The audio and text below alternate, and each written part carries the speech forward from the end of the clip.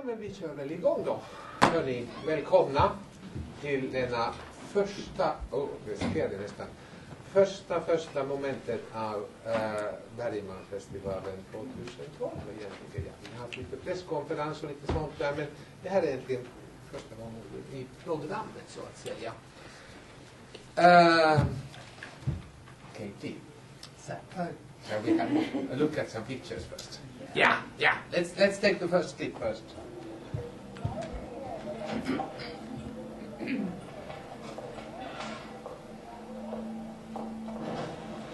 Did you see the little Katies here? Seid ihr eigentlich verlobt? Ja, das könnte man so sagen. Wir nennen es so.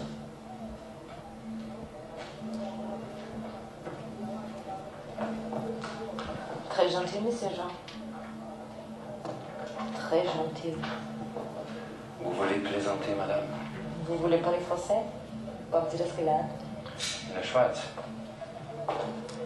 Ich war Sommelier in einem der größten Hotels in Luzern.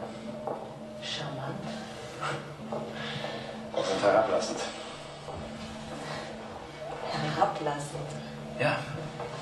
Ich weiß, das ist nicht so gemeint, aber Ihre Komplimente, Sie sind herablassend. Aber Sie sind hier in der Gegend geboren? Ja. Mein Vater war Landarbeiter beim Staatsanwalt hier in der Nähe und ich habe Sie schon oft gesehen, als Sie noch ein kleines Kind waren, Fräulein Julie, aber damals haben Sie mich nicht beachtet. Tatsächlich? Ja, ich weiß noch, wie ich einmal... Nein. Was? Nicht jetzt. Nicht jetzt. War es so schlimm? Nein, nicht schlimm, aber nicht jetzt.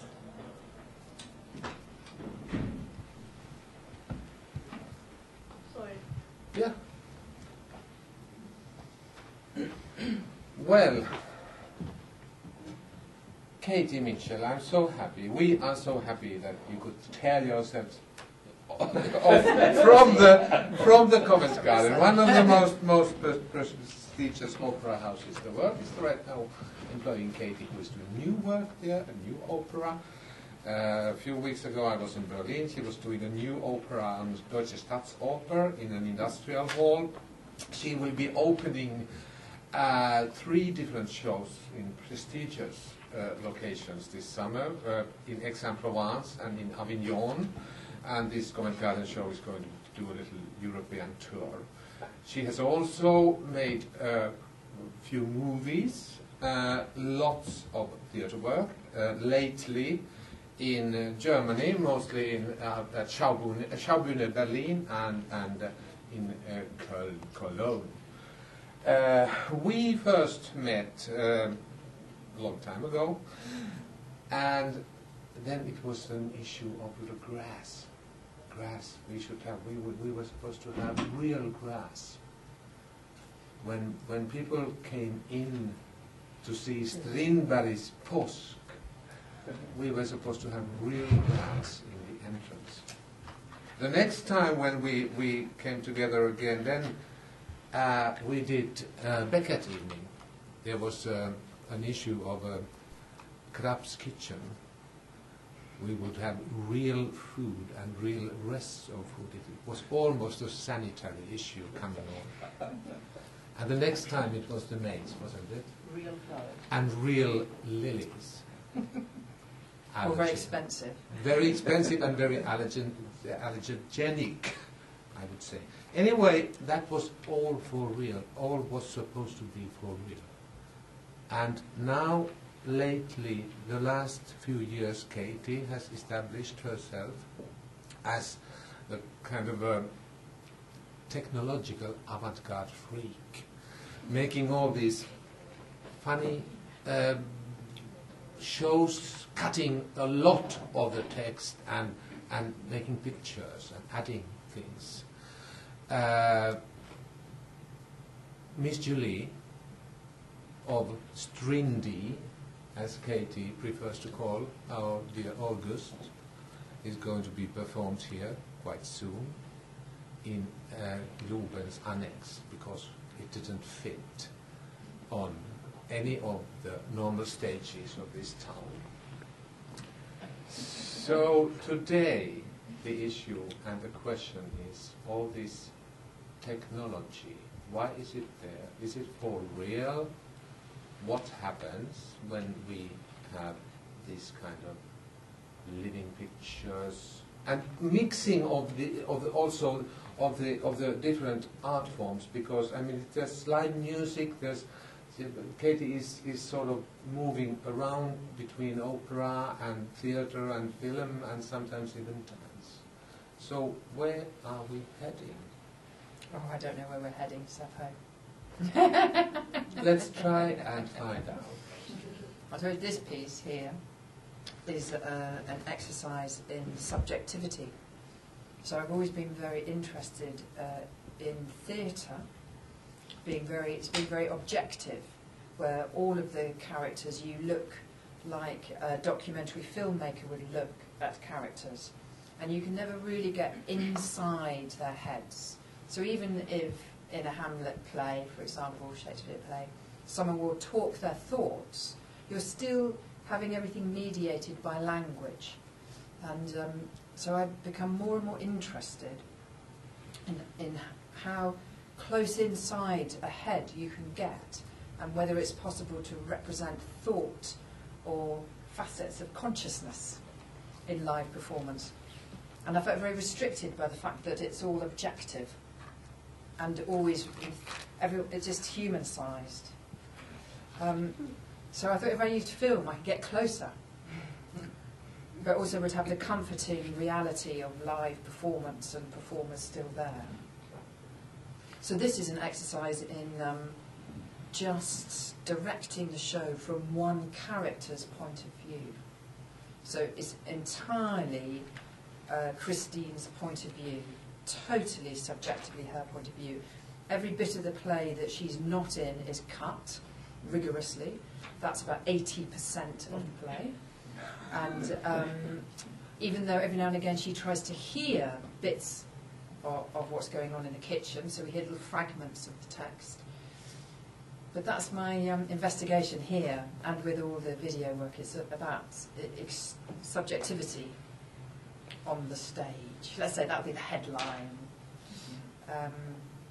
And also sort of lyrical poetry. So if, for example, the first sequence that you just looked at there was a very sort of, you could see the stage action, where you could see all the characters, and then you could see the film output. But let's maybe look at the next extract, which is a dream of Christine. What do you think? Yeah, okay. Are you ready? Johan? We're just going to watch the dream, which is a slightly more sort of subjectivity. Gefallen. Sie würden sagen, Sie sind gefallen. Gefallen, ja. Aber wenn ich fallen will?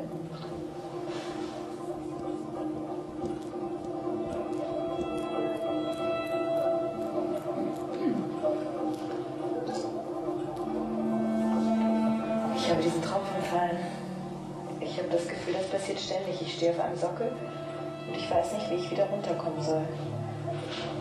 Mir wird schwindelig, wenn ich nach unten schaue, aber ich weiß, dass ich runter muss. Ich sehne mich danach, runterzufallen, aber ich falle nicht.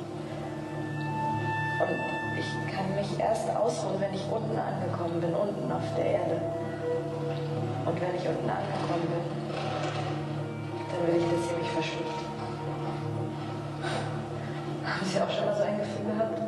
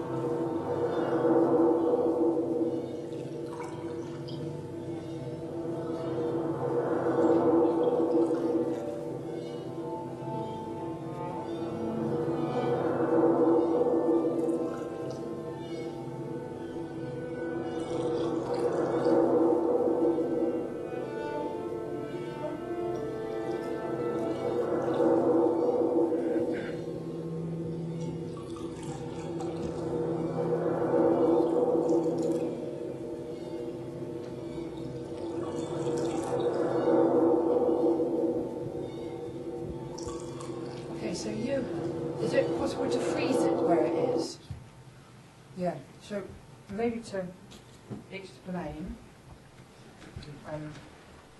maybe we take the lights down a tiny bit, but these ones here, yeah. All the cameras, of which there are 5, are all live, and there are 2 Kristins, so there's a body double. I don't think we can see the body double, it's somewhere around. And the other Kristin is behind there. There's a live cellist in there, you can't quite see her, but she's playing all that soundtrack live. And then they're doing all the sound effects here, live. And I think that's Jean, he's operating that shot, so the actors stop acting the characters and become camera operated. On the sound booth? Oh yeah, there are these sound booths here and here. I can't quite see it. And later on, because of course Kristin has to leave the kitchen, she goes upstairs to bed, sadly on her own, and she listens with, you know how you can listen with a cup on the floor to try and hear people talking, and she hears fragments of the conversation which are done in the sound-sealed booths. So all of this is just to get the consciousness of that minor character in a famous Strindberg play. Of course, the next show will be Miss Julie, her subjectivity. And actually, there's nothing pre-recorded in this. All live. Everything is live, and picture, sound, everything. So it is a huge, huge operation to manage this. And I would like to ask from a administrator's point of view. How much it costs? Yeah. I mean, the it? cost is very interesting, of it? course. But how do you persuade anybody to do this? The actors. And the company, the actors, and how do you actually carry about doing it? And how long does it take? And is it possible? It is possible. We have seen it's possible. But it seems it's a operational war, a battle. It is. It has lots of phases. Mainly, the cables are the main thing that gets rehearsed, because all those 5 cameras have cables. So we have to spend hours when the cameras move across the space looking after the cables. And we have rehearsals which are called cable rehearsals. Sometimes 3 hour long. You know, cable 1 has to go under cable 3, not under cable 4, because if those cameras get tangled, the show stops. But anyway, the phases that this work goes through, well, first of all, I tend to have the idea about what we're going to do. So I had the idea that we would do only Kristin's point of view, and I cut the text. And then Leo Warner, who I work with, who's like the director of photography and the video designer, he and I then went for 2 weeks in London without any of the German actors, just with 2 friends of ours, British actors. We storyboard the whole show. So we work out all of the shots. And we don't take any notice about the complexity of doing them. So we don't take any notice of cables. And we storyboard the whole show. And then we go to Germany for 7 weeks, and we integrate the performers completely mechanically into the storyboard. That takes about 2 weeks. And then we work out how to run it. And then that takes the rest of the time. And we just work on cables and lighting. Every single day, hours. The actors go slowly mad. It's normally a 6-day week, 10 to 10 days. We have to work 10 a.m. to 10 p.m. to make this work. We're always up against it. Always the equipment fails. On the opening night, the equipment failed. Premiere, we had to stop after the first few minutes. And all the thing that you can't see, which is that this isn't what you should do with these cameras or this media server, which is the machinery that the live feed from the cameras go through. So it has its own special software which has been created for this way of using the cameras. But it puts immense pressure on the software and the systems. So it's at the edge of what technology can do, let alone at the edge of what live performance can do. In the sequences, you've only seen one shot which was wrong. Did you see the movement of a bit of glass? that was because someone moved the glass before the cut had happened. So on stage there are all these other actors going, it's cut, move the camera, cut, cut, cut, all the time. To do it, I think we cut once every 7 to 8 seconds. So we're cutting rather like feature films cut. That's the aim. How many people do you need when the performance is being played? You have the actors and you have those 2 women doing the sound. 3 actors, 2 women doing the sound. Women. Then we've got 2 cameramen. 2 cameramen. And the cellist. And then we've got a props person who has to help with the props. And then we have a troubleshooter, which is a technical whiz kid who's live on stage checking the fucking cables all the time. And somebody sitting cutting this. Yeah, there's it's been programmed and graded, pre-graded, even though it goes into a live programming. And then there is someone who cues it, yeah. And considering that this happens on Schaubühne, the main stage of Schaubühne, who do, they are the repertoire stage like Dramaten, and the actors are doing other things as well at the same time, it's still unbelievable. And I think that, Sarah, how many are they coming to do this show here? 27. And that's quite low. Yeah. You don't have any understudy system, do you, in this production? You can't. I mean, if somebody gets sick, you just cancel it. Yeah, but theatre's got to challenge itself, hasn't it? Yeah. But yeah, it's very, very costly. The Germans love it, but they're formal junkies, really. They really like new forms. So even now they're getting tired of it. They've had to do a new one in a different way to keep them entertained. I wanted to ask you also that when I had the opportunity and the privilege to work with Katie, all her 3 times she's been in Sweden, and it's been delightful every time. It's mutual.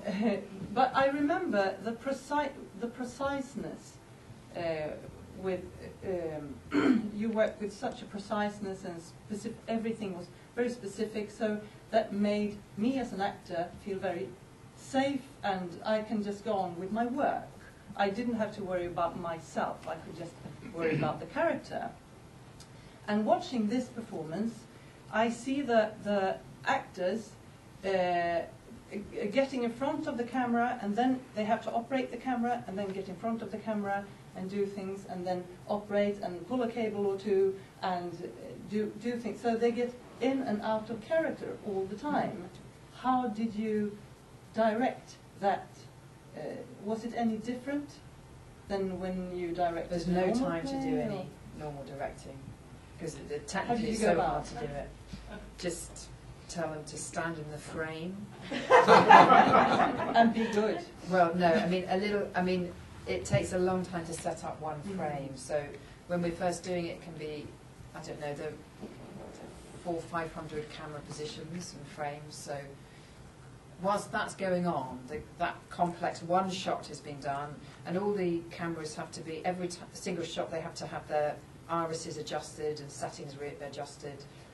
So whilst all the boys, because it's mainly a male sport, are working on that, I then creep up to the actor who's standing there in the right frame and go, by the way, the thing that's really important at this moment is, because there is no time. If we were to do proper rehearsal and the technical work, we would need about 6 months to make these shows. Right. So, and really, the framing and the lighting does determine a lot of the interpretation. Yes. So, but it's the same precision of outcome, except that it's not such good directing with the actors, I would say. But would you consider this more of a film or more of a theatre? Oh, it's not a film. Look, it's all down there, all that live work. Yeah, it's not a film, and it's not. You couldn't watch just the output; it wouldn't be good enough for a film. Absolutely, no way. And also, you would want to have exterior shots. You know, she's always looking out the window, and we never do exteriors because we can't do exteriors. So, oh no, it'd be an awful film. It looks like a good film because you've got all this everything else to look at. But if you subtracted the theatrical part of it, and also it's live, so it has got the thrill of live. But you also have some sort of exterior things. You have water, a little pool of water. Yeah, and that's you have really grass and all that. Yeah, but minuscule, little, Yes. tiny bits of exterior. That's as ambitious as we can get. So how many weeks of rehearsal did you say? I think in total that must have been 8 or 9. But that's working really hard and way too fast, probably, for anyone's sanity. That's very short. Yeah, but we've just made another one in Cologne. We did it in 7 weeks. But that was more sound than it was video, but it had lots of live video. Would you say, what would the difference be, or maybe you've already experienced that, but what would the difference be with this play from 100 years back in costume, combined with the video, or if you did a modern play with a video? What's the benefit?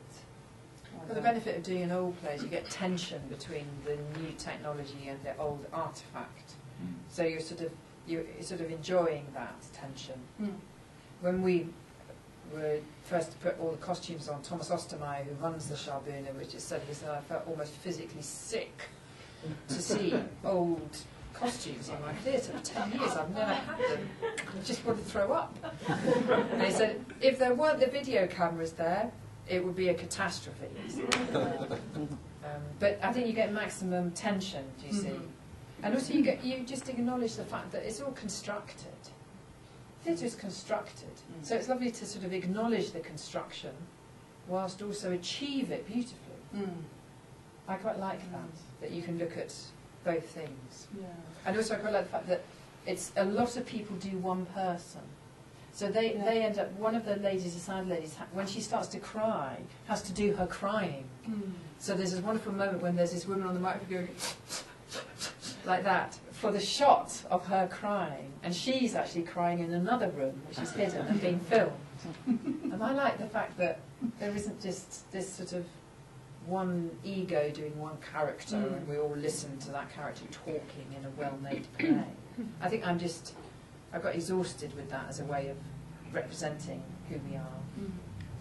Now, obviously, you have to be very meticulous about planning and plotting these things. But does it turn out the way you wish, or does it turn out the way it is somewhere inside? Complete control, Seppo. It is. What did you say? Complete control. Great. Kate, well, we had a little talk No today margin earlier for on. any error. Yes. That's great. And we had a little talk earlier on, and we were talking about some of these things, and then Katie said, it's very difficult, and giggled, sort of.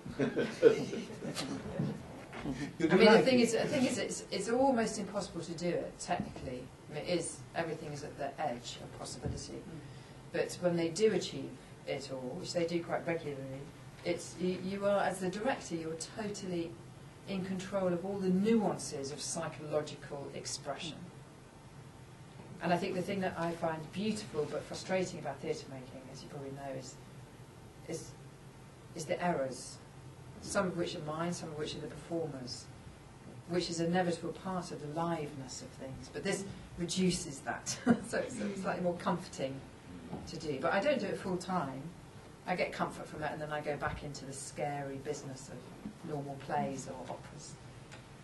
Well, operas are rather big projects as well, but in the opera world, of course, there's a lot of timing and things like that are sort of provided, but of course you have a huge collectives of people to work with. But what interests me most is how do you manage to get the actors? I mean, I'm sure that you have to. Are there special actors trained for this? So you couldn't have a big ego and No. do this type of work. However, do you see, all actors want precision. They're really good actors. They want to be totally precise. They want to know that that was a definitive and precise execution of the task, and that it was clear and everyone was moved.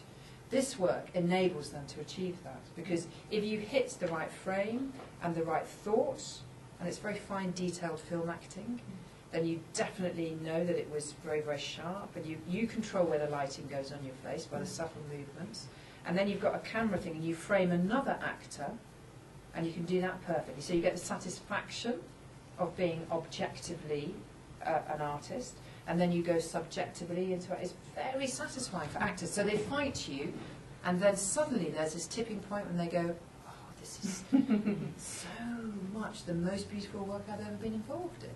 But what about, I think the very interesting question is the communication between the actor and the audience. Doesn't all this technique go in between there somewhere? I mean, like, you know, the kind of communication where you are breathing together. Yeah, but we've got that. You still... No, we've got that in all other types of theatre practice. This, yes, they have... The audience could leave and it wouldn't stop the movement. You're as a theatre major. An audience. Hmm? In fact, you don't need an audience, do you? Well, no, it's just that no, we don't need the judgments of an audience to. That the audience has less. It's so difficult and so fast on stage and so technical that the actors can't think for a split second about the audience. There's not a whisper of that getting in, and so the audience don't have the same purchase on the action as they would normally. But No. they.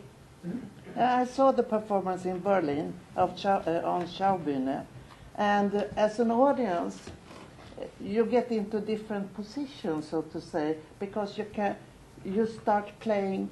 You're one part that is co-playing in this machinery. So I think it's a different sort of experience. I love the performance. And you didn't talk about the sound, because that is also very astonishing, I think. Yeah. So as an audience, I mean, ich bin ein Mitarbeiter, sozusagen. She is a co-worker? She's co-worker? Yeah, taking a part of it. co-worker in the performance. Yeah. Yes. Well, so you can pick what you look at. Yeah. So I think that's a sort of. I always had this sort of great dream. There were two moments in the history of art that have always fascinated me, and I've always wanted to bring to theatre making. The first is when the Impressionists came along, and they made the canvas egalitarian. So they said no position on the canvas is any more important than any other position. So they removed hierarchy. And the second was Cubism, when you would see simultaneously all different perspectives at the same time, yeah. And with this work, you can do both of those things. You can show all the planes and all the perspectives of the construction of character. And also, as the watcher, you can watch. They blow fantastic bubbles. Do you watch the bubble blowing? There's a wonderful bubble blowing sequence when Kristen's in her kitchen cooking, and they do with a straw. And this is like hypnotic, you know. Audiences love the craft of doing the sound effect for the pot. And the thing is that you can choose. You can really choose what you want to look at, and therefore how you want to create meaning. And I like the freedom of that for the audience.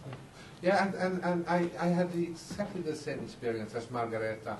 I was sort of feeling guilty for this show. It took part in me, and it, in a strange way, revealed things about me that I didn't know before. And I got access to another world where I was invited by this show.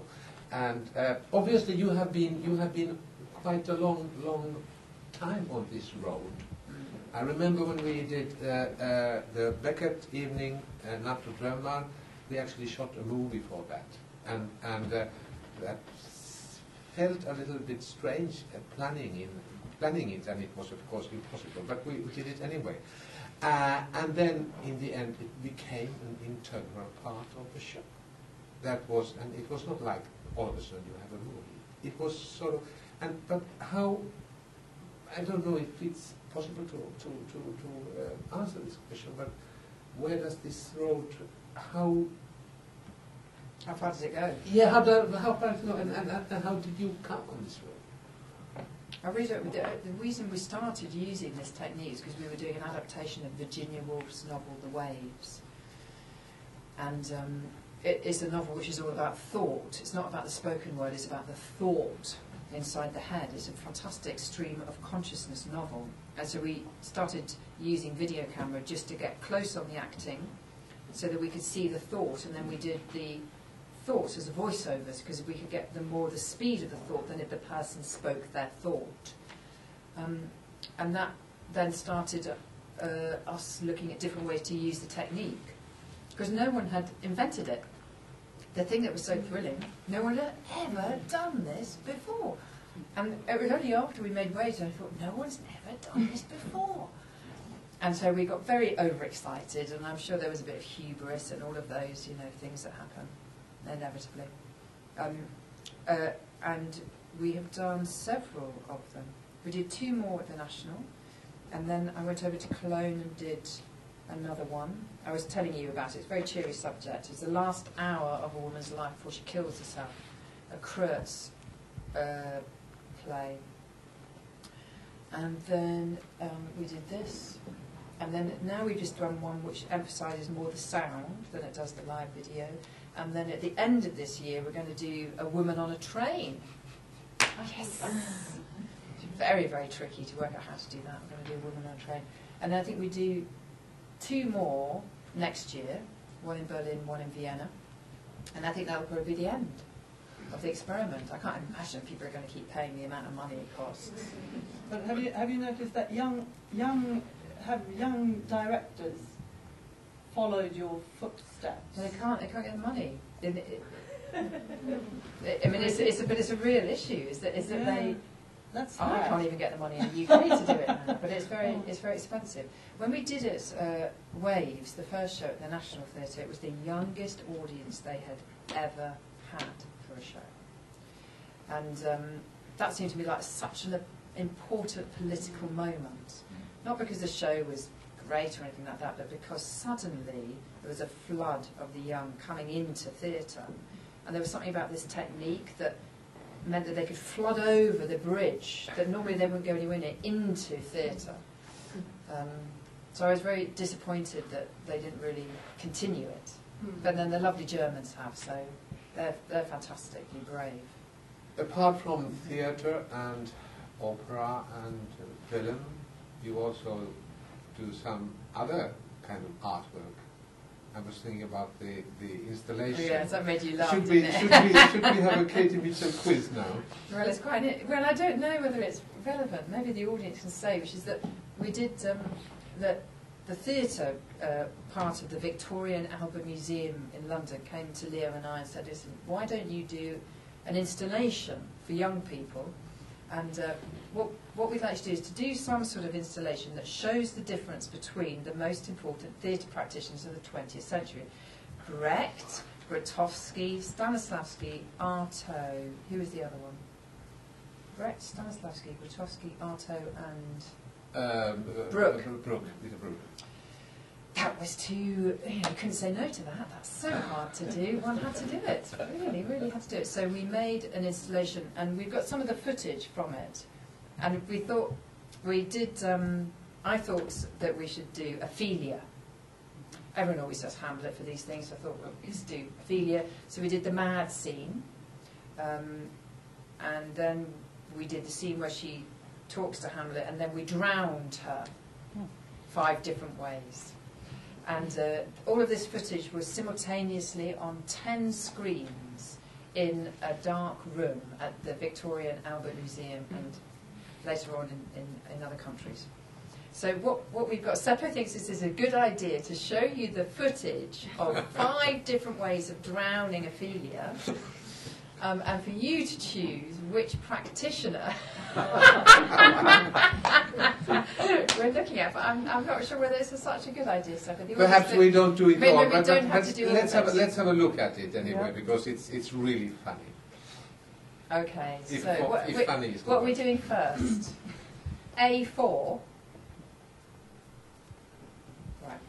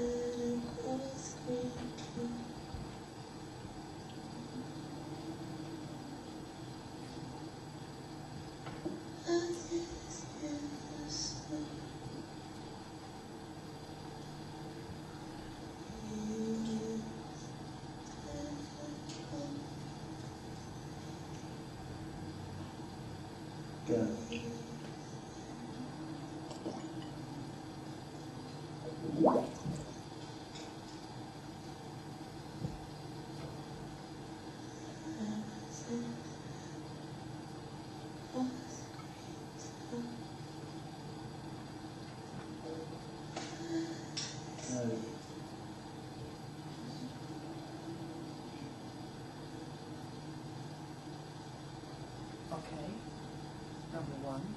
It's quite dark, isn't it? After our light introduction, we weren't expecting such bleakness. Sorry about that. Can we do the next one? Any guesses on this one? There is a willow grows aslant a brook that shows his hoar leaves in the glassy stream. There with fantastic garlands did she come of credit notes and bills and cards from bankers, that liberal thinkers give a grosser name, but our cold maids do dead men's fingers call them. There on the pendant boughs her coronet weeds clambering to hang, an envious sieve broke, and down her paper trophies and herself fell in the weeping brook.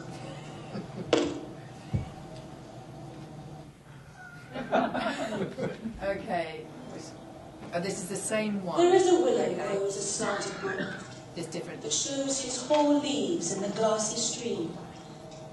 There with fantastic garlands did she come of credit notes and bills and cards from bankers.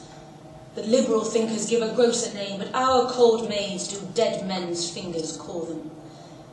There on the pendant boughs her coronet weeds clambering to hang, an envious sieve broke, and down her paper trophies and herself fell in the weeping brook.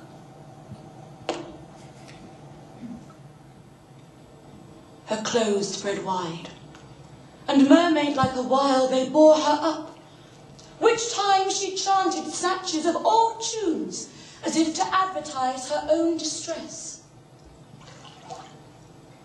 He is dead and gone, lady dead and gone, at his head a grass-green turf, at his heels a stone.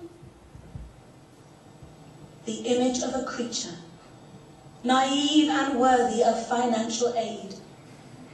But long it did not take, till that her papers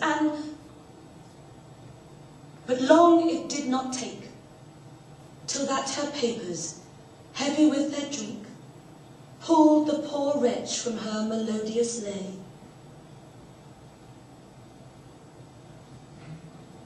To muddy death. Okay, so that's your second one. And the third one?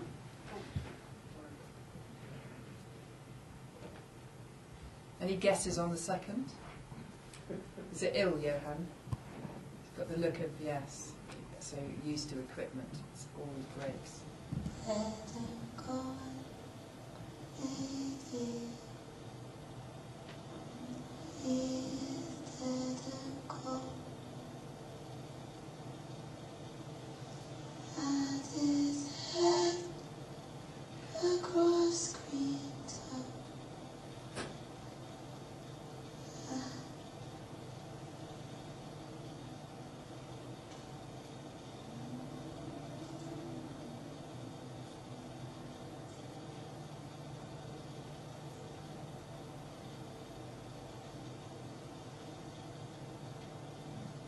Okay, and then is this the final one? That's number 3. Number 4.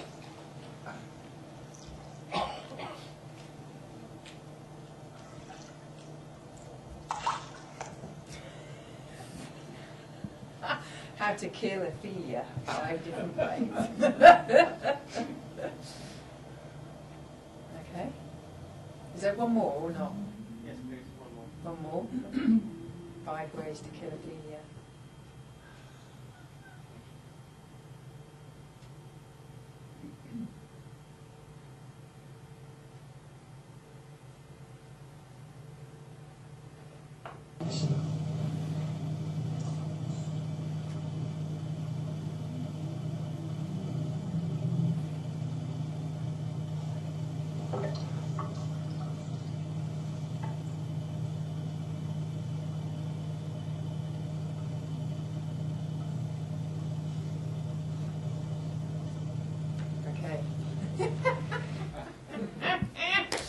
was number one. Anyone want to have a go? No. Shall I tell you? Yeah. I think it was Stanislavski, Brecht, Bruck, Grotowski, Artaud. Yeah. But of course you can see intellectually why it's such a fascinating experience to ask yourself how each of those 5 directors would do the drowning of Ophelia. Because we sort of take for granted our artistic choices. And of course this was great because it made one think completely differently about how to direct a scene. Same actor, same problems, got to drown, how do you drown it? Same dress, I mean very little really was different, a few props were changed. And this might be one part of the answer to the question that I put before, where is it all going to lead? So I would like to ask if you have any questions or thoughts about what you have seen and what you have heard. Please, join us.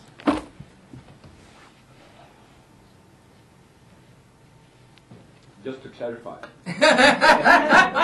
Just to clarify, you are entirely sane as a spectator, I see both the screen and the actors at the same time. So it's not a 2-dimensional, it's a 3-dimensional experience. Yeah.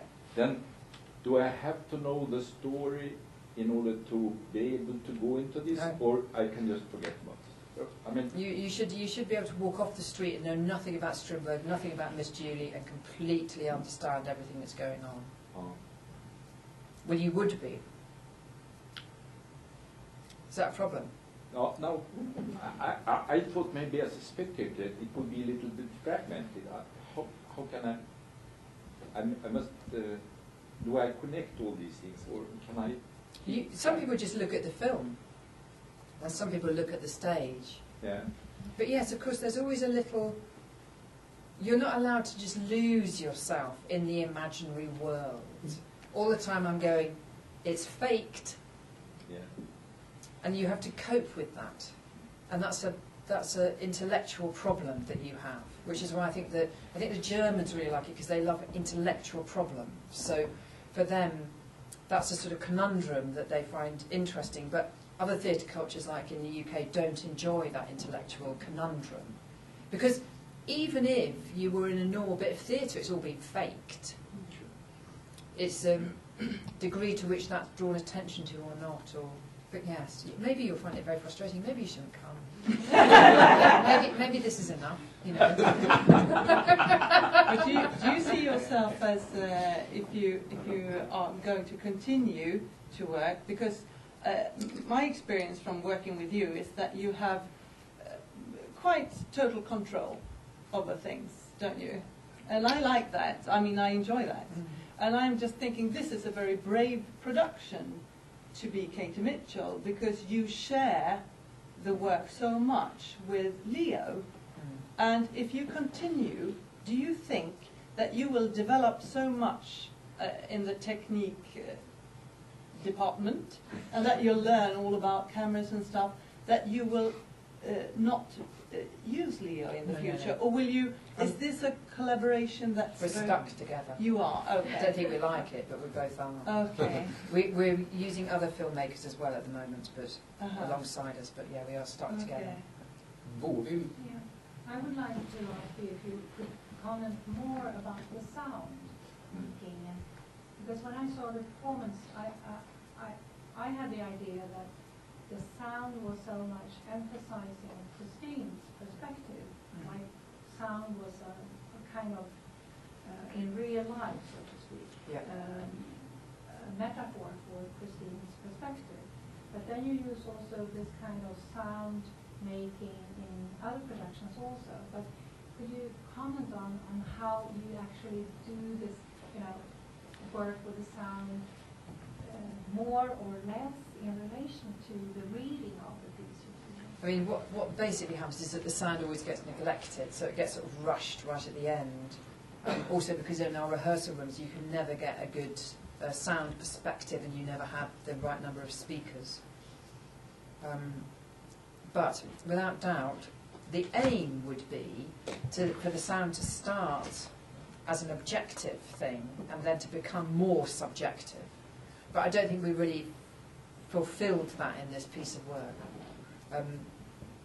The idea to do things as she hears them. There are moments when we manage to achieve that, but we've just done a show in Cologne, which is 30% live video and 70% live sound, where we've tried to get more the sense of being inside someone's head.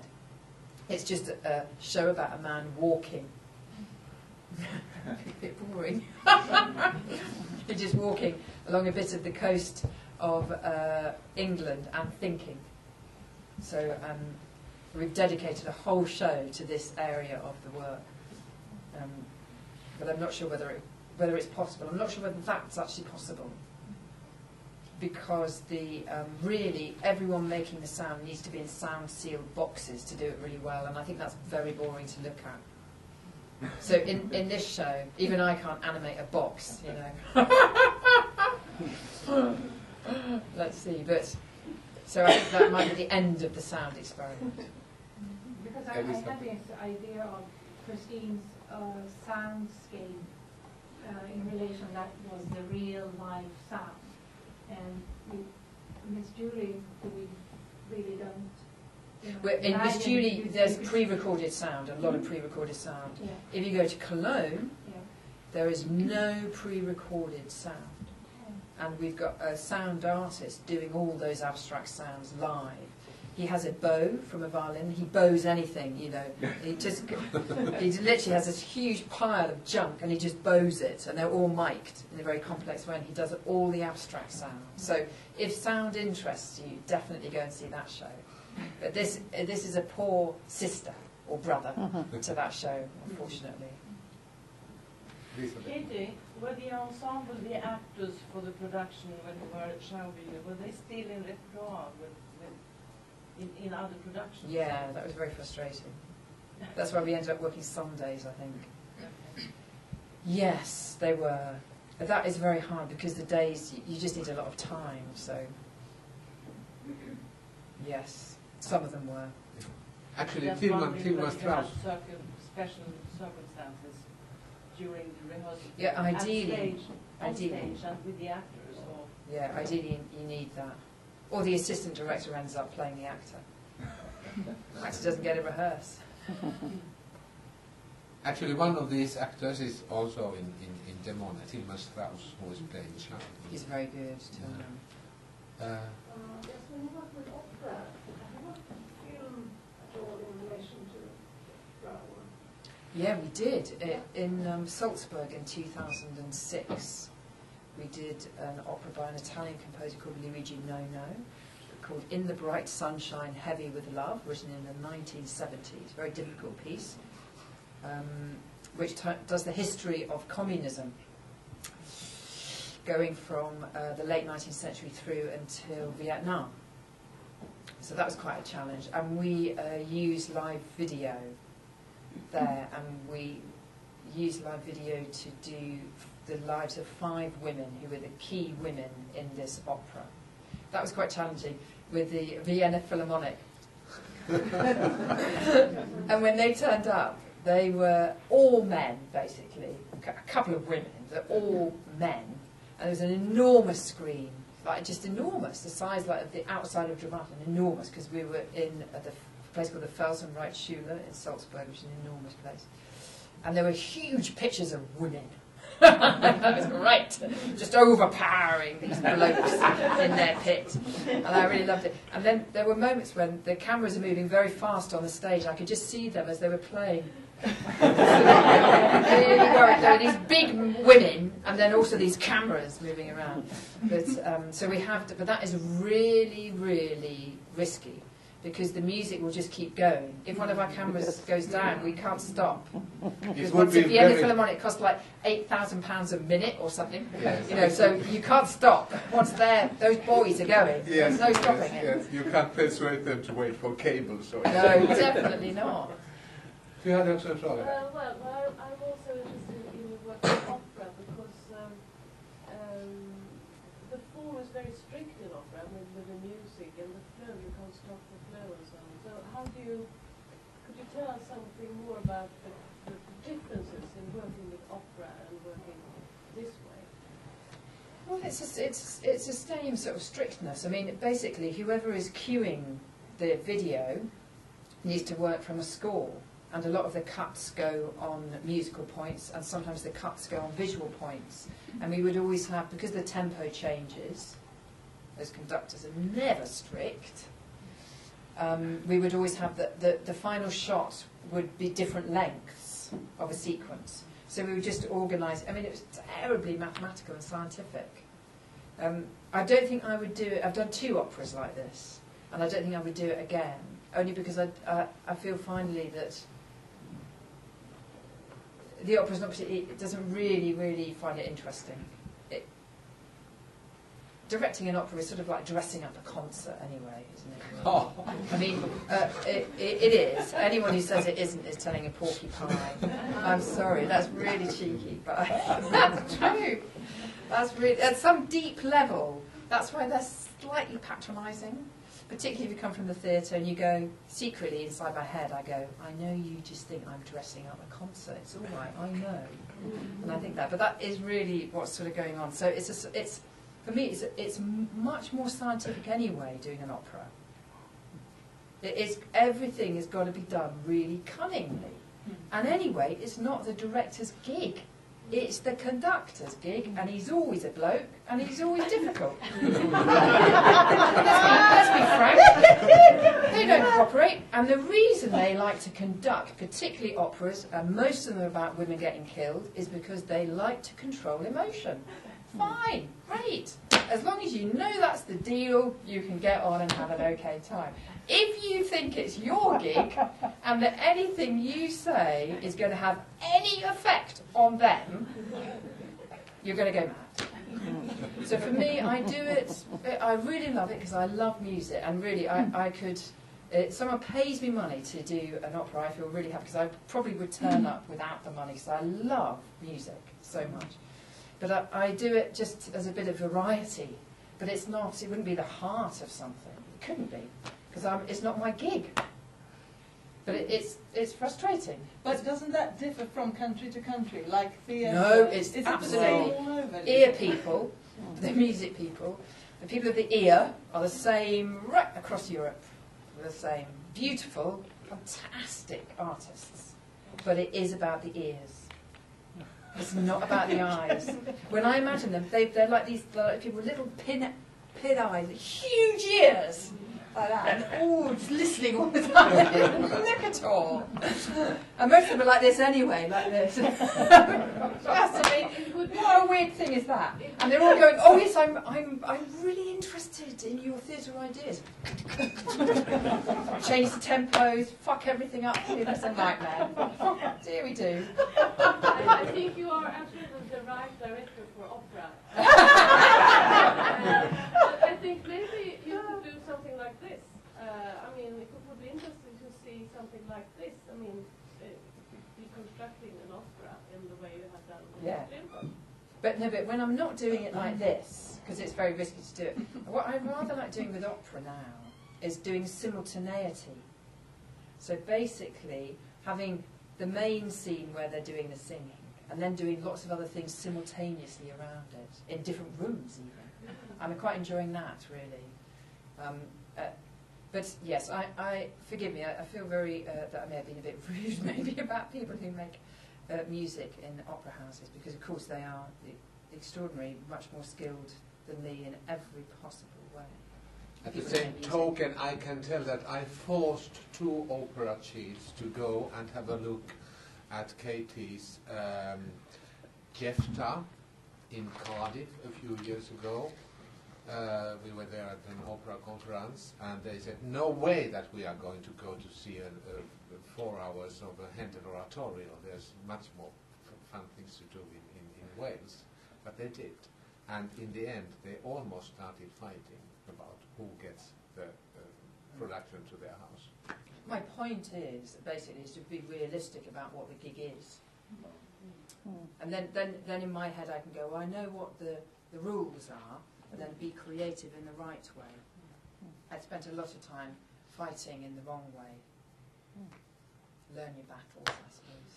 And we have spent our hour here now, and unless there's something very important that has to be said, and there is, of course. It is on the 4th and 5th of June, Globens Annex at 8 o'clock. Please do And come. what is the performance? Is it This is the Miss Julie. Yeah. So It's very do short. It's come. only an hour and a half. So if it all goes tits up, you can still have the rest of the evening. Look at it that way. Thank you very much. Okay, thank you, Angela. Thank you.